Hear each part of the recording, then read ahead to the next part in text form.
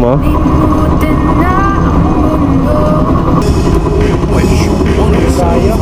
Ha? Kailangan vulcanize talaga.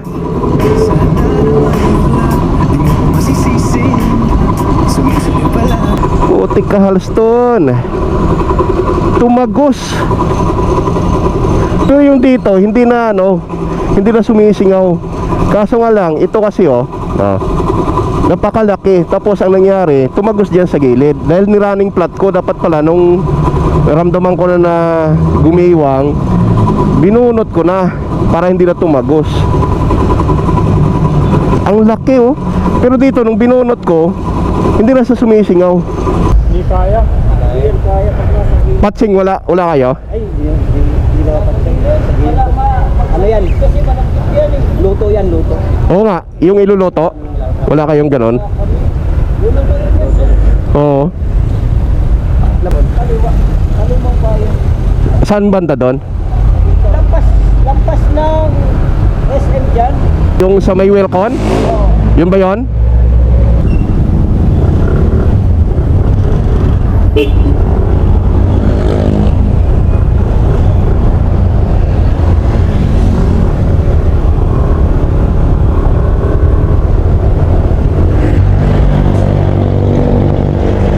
Ay.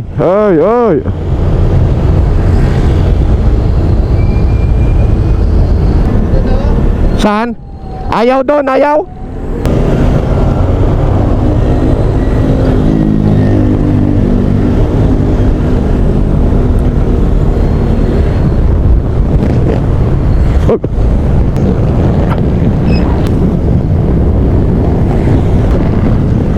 Bakit? Oh, daming customer.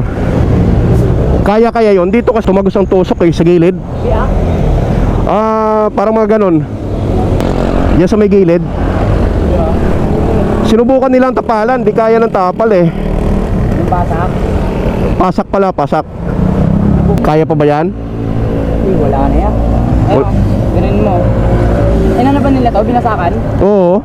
Putang ina. Mas lalong naputol yung tayo niyan. Naku. Oo, malaki. Putol yung tayo niyan. Hindi kayang ano yan? Wala yan. Ito yung pinakamahirap talaga pag dito na. Oo. Natusok kasi dito. Tumagos. Okay sana kung dito. Kung tumagos man siya dito sa pinakalabi, Oo. lagyan natin, tutukan natin ng gamit. Pero dito, ayan, sa ano lang. Putik ko. Wala ka dito. Oh, Ay, oh. ang laki pa naman. Kasya na yung daliri. Sakap na yung daliri mo. May palit ka ba dyan? Tumipti na lang, pansamantagal. Saan ba yung ano dito? Tumipti, pansamantagal. Ay, wala na din. Biyak na din siya. Palit na lang siguro kung bago. Subukan ko muna dito. Bibili ako. Yan yan sa may DDT. Oo. Ay. Mga gulong nyo, te.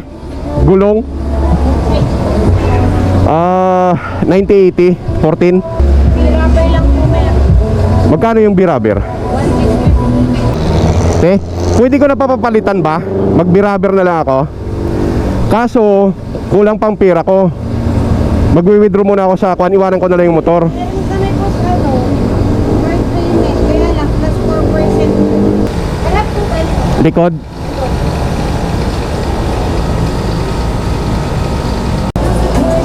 So yan, papalit na tayo ng gulong. Kasi talagang hindi na kinaya ng Halston yung ano niya, yung tusok. Kasi lumaki na kumasya na yung daliri ko doon sa hintuturo ko doon sa butas na nilabasan ng dahil nga pinasubukan natin na pasakan, kaso hindi kinaya sa pasak. So lalong lumaki. Ang tama pa naman doon sa may ply.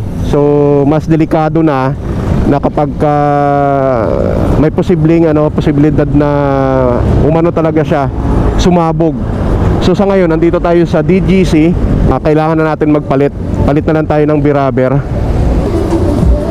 So ito ipapalit natin.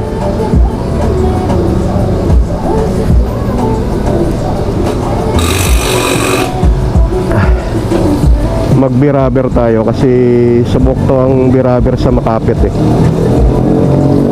So sayang lang yung sayang lang yung halston natin na mahal pa naman. Tapos ganyan lang, sa isang tusok lang siya. Pero maasahan sana, kaso nga lang ang tumusok kasi natusok siya tapos lumabas sa gilid. So ito yung nakatusok. Yan. Oh.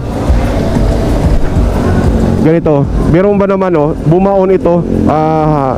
Halos 2 inches yung haba nito. Tapos yung size nito parang 3 na pako eh. Or 4 na pako. Ganito nakalaki yung 4. Kaso 2 lang yung haba.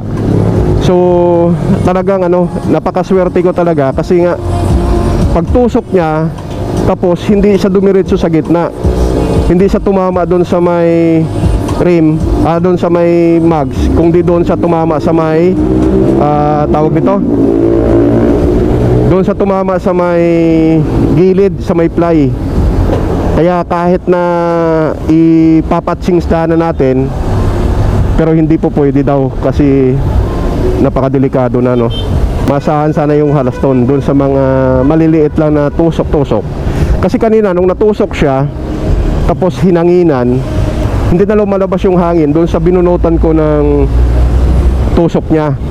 Pakita ko sa inyo yung kung ano yung mayroon si halston.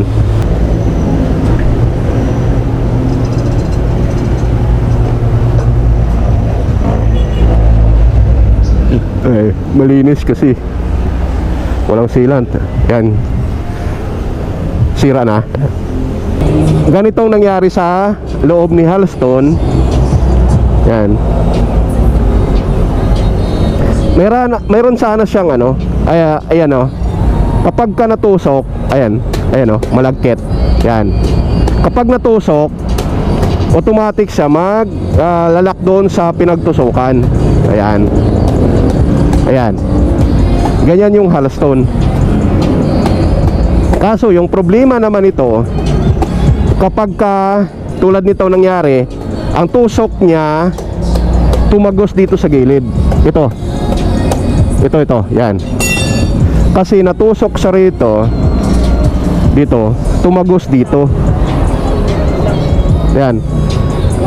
So yung biro mo, halos 4 yung size nitong nakatusok sa kanya. Ngayon, nung natusok siya, binunot ko, wala na dito yung butas.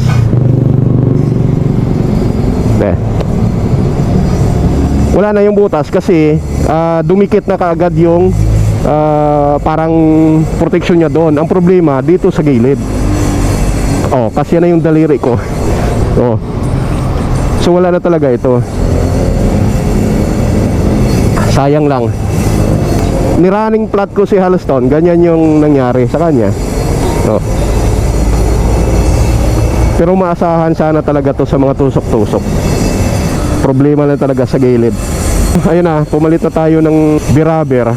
Kasi ang biraber kasi subukan naman natin sa talagang hindi sa madulas. Alright, so yan, tapos na tayo magpapalit. Biraber na yung gulong natin. Ito tayo galing sa DGC. Tapos na tayo magpalit. Anong oras na ba? 7 o'clock na. Biro mo kanina naplatan tayo mga 5 o'clock. Naghanap tayo ng vulcanizing. Nakadalawang vulcanizing tayo.